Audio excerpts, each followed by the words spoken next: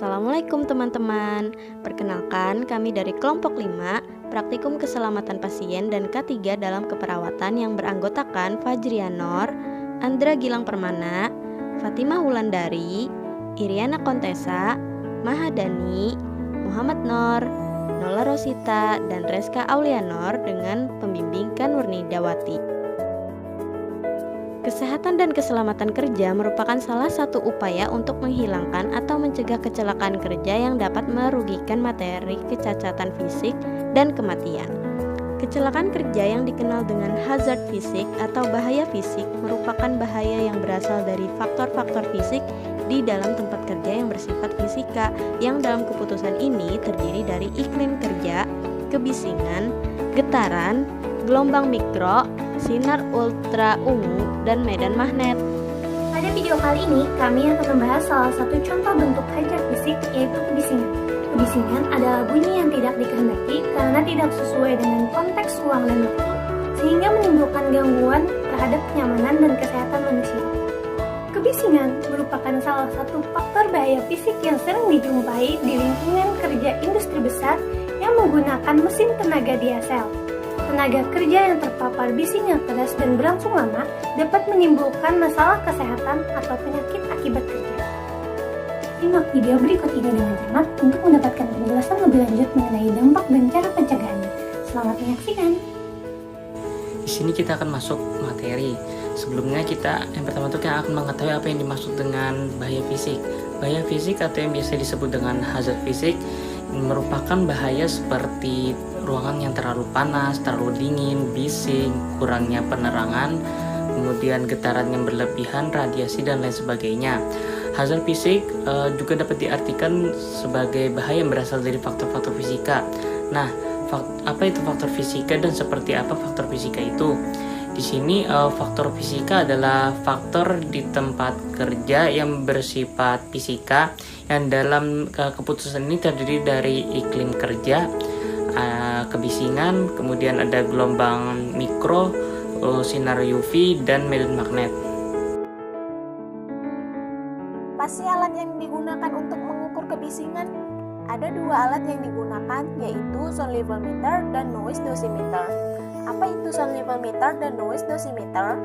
Zone level meter adalah alat pengukur level kebisingan antara 30-130 decibels dan frekuensi dari 20-20.000 Hz.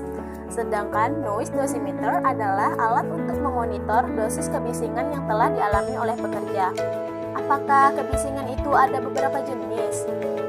Ya, kebisingan dapat diklasifikasikan ke dalam dua jenis golongan, yaitu golongan pertama, kebisingan tetap atau straight noise, dan dibagi lagi menjadi dua macam.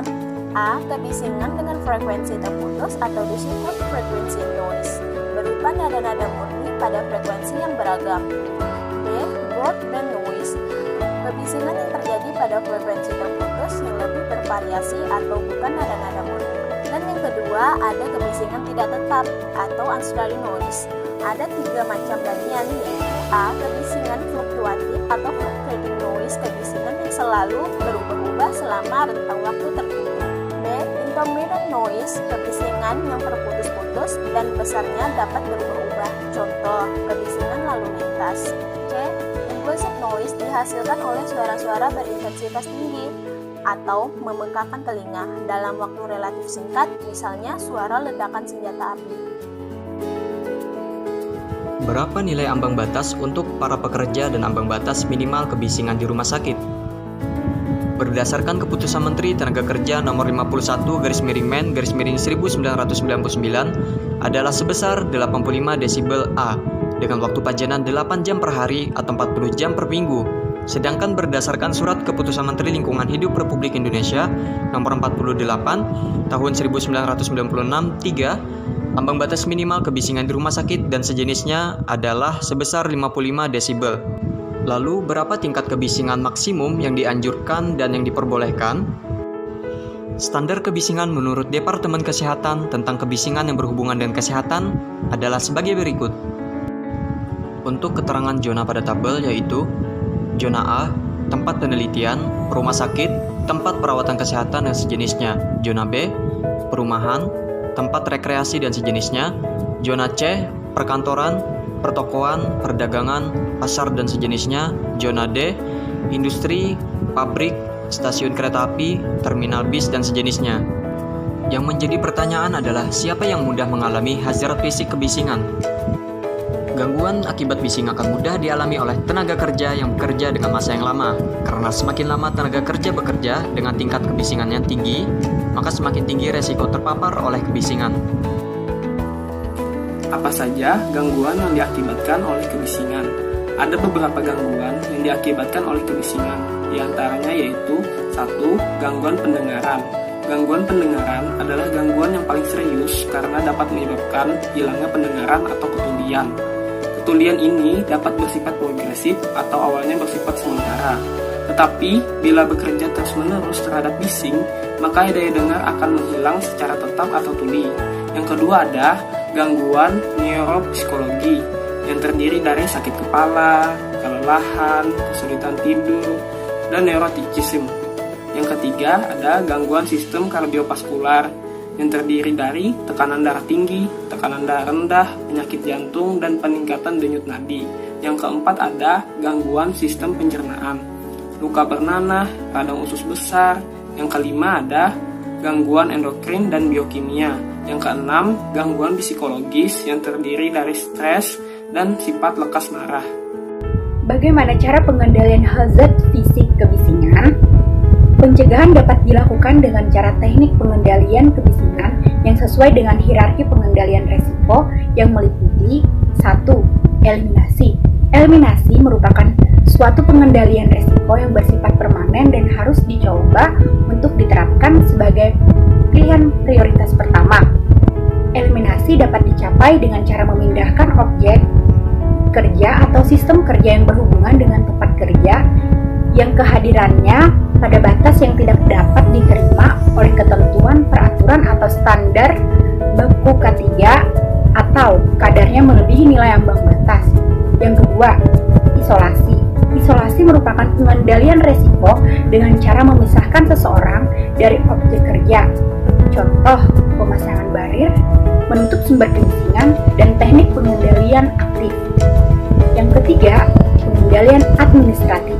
Pengendalian administratif dilakukan dengan menyediakan suatu sistem kerja yang mengurangi kemungkinan seseorang terpapar potensi bahaya. Metode ini meliputi pengaturan waktu kerja dan waktu istirahat, rotasi kerja untuk mengurangi kelelahan dan kejenuhan dalam pekerjaan. Yang terakhir, alat perlindungan diri. Alat perlindungan diri yang dapat kita gunakan untuk menghindari hazard fisik kebisingan, contohnya alat penyumbat telinga ataupun penutup telinga. Nah, sudah lihat kan video kami tadi? Jadi kesimpulan yang kami dapat adalah berdasarkan penjelasan di atas, dapat disimpulkan bahwa kebisingan merupakan salah satu faktor bahaya fisik yang sering dijumpai di lingkungan kerja. Kebisingan adalah bunyi yang tidak dikehendaki dan dapat menimbulkan gangguan terhadap kenyamanan dan kesehatan manusia. Kebisingan diklarifikasikan ke dalam dua jenis golongan, yaitu kebisingan tetap dan kebisingan tidak tetap. Ada beberapa gangguan yang tidak diakibatkan oleh kebisingan, diantaranya adalah gangguan pendengaran. Gangguan ini adalah gangguan yang paling serius karena dapat menyebabkan hilangnya pendengaran atau ketulian.